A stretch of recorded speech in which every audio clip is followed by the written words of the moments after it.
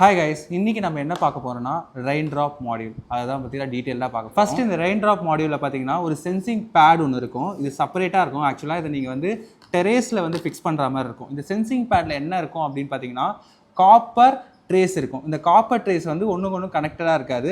In case water பட்டா மட்டும் தான் என்ன ஆகும், இந்த காப்பர் ட்ரேஸ் வந்து கனெக்ட் ஆகிறதுக்கான சான்சஸ் இருக்கும். கனெக்ட் ஆகி சிக்னல் அவுட்புட் வரும்.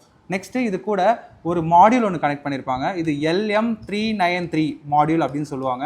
இந்த சென்சிங் பேடோட இந்த மாடியூல் கனெக்ட் பண்ணியிருப்பாங்க. இந்த மாடியூலில் பார்த்தீங்கன்னா மொத்தம் 4 பின்ஸ் இருக்கும். ஒன்று வந்து VCC, ground, next DO, next AO.